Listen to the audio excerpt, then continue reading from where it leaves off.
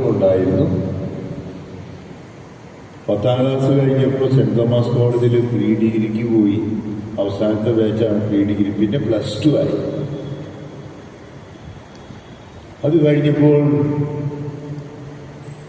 ഉള്ളിൻ്റെ ഉള്ളിൽ മറ്റൊരാഗ്രഹം, ശരീരത്തെ സുഖപ്പെടുത്തുന്ന ഡോക്ടറാണ്.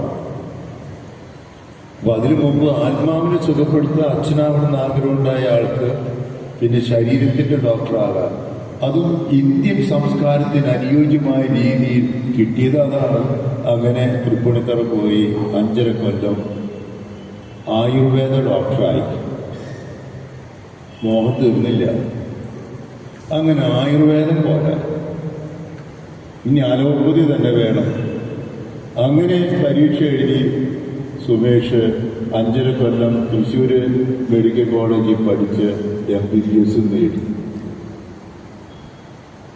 ഉള്ളിനുള്ളിൽ ആദ്യം ഉണ്ടായിരുന്ന ആത്മാവിന്റെ ഡോക്ടറാകാനുള്ള ആഗ്രഹം അങ്ങനെ നിൽക്കുക.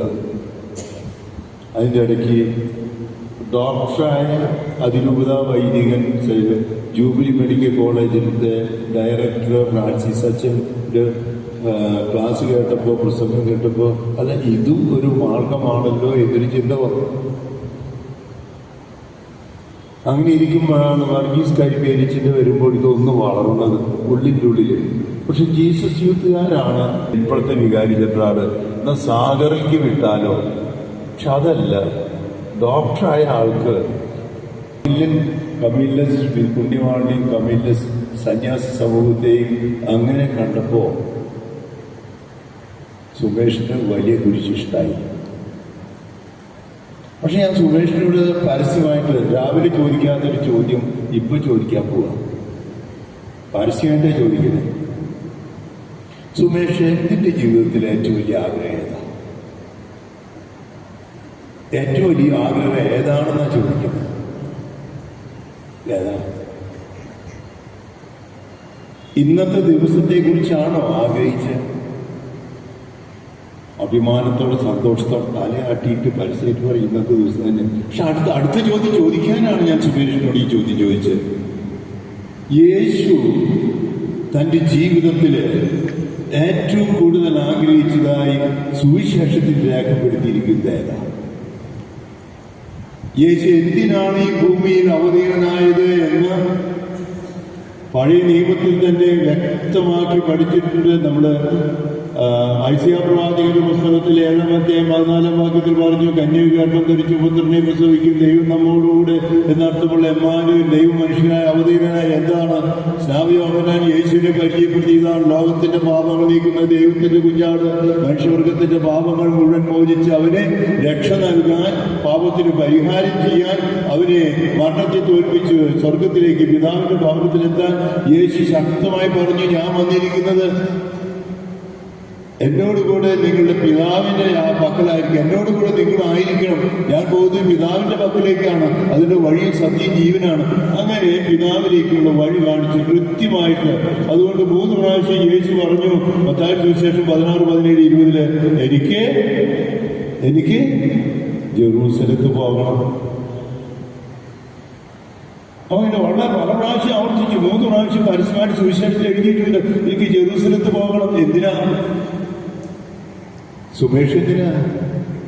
യേശു പറഞ്ഞു, എനിക്ക് അവിടെ പോയാൽ പീഡകൾ സഹിക്കണം, മരിക്കണം, ഉത്ഥാനം ചെയ്യണം, അങ്ങനെ മനുഷ്യവർഗത്തെ രക്ഷിക്കണം. പക്ഷെ ചോദ്യം അതല്ല. യേശു തന്റെ ഇഹലോക ജീവിതത്തിൽ ഏറ്റവും കൂടുതൽ ആഗ്രഹിച്ചതായി ബൈബിളിൽ രേഖപ്പെടുത്തിയിരിക്കുന്ന വാക്യം ഏതാണ്? സുമേഷിനോട് ചോദിച്ചു, നിനക്ക് ഏറ്റവും അധികം ആഗ്രഹിച്ച കാര്യം ഏതാണ്?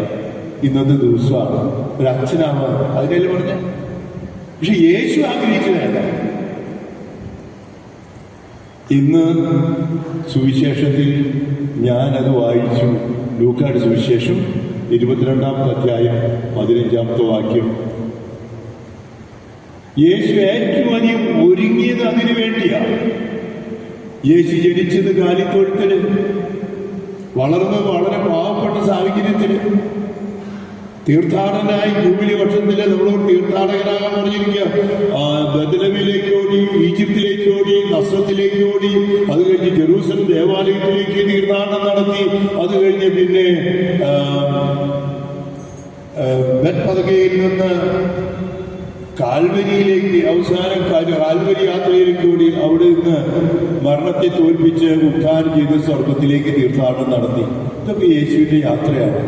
പക്ഷെ യേശു ഏറ്റവും ആഗ്രഹിച്ചത്, ഏറ്റവും ഒരുങ്ങിയതാണ് കാലിത്തൊഴുത്തിൽ ജനിച്ച ഈശോ, കുരിശിൽ മരിച്ച ഈശോ, മറ്റൊരാളുടെ കല്ലറയിൽ മരിച്ച് അടക്കപ്പെട്ട ഈശോ. ഏറ്റവും ഒരുങ്ങിയത്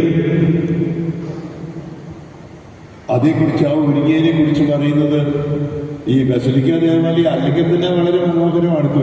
കുരിയച്ചിറ പള്ളി ഇപ്പോൾ പണിതുകൊണ്ടിരിക്കുന്നതുകൊണ്ട് അവിടെ നടത്തിയാൽ ശരിയാവില്ല എന്ന് കുരിയച്ചിറക്കാർക്ക് തോന്നി, വിചാരിച്ച് ഉറപ്പായിട്ട് തോന്നി. അതിനോട് സുമേഷ് വീട്ടുകാർ യോജിച്ചു. അങ്ങനെ കുരിയച്ചിറപ്പ വേണ്ട എന്ന് പറഞ്ഞ ഈ ആഘോഷം, ഈ പട്ടം കിട്ടുന്ന ആഘോഷം ഇവിടെ ബസലിക്കയിലേക്ക് നിങ്ങൾ മാറ്റി.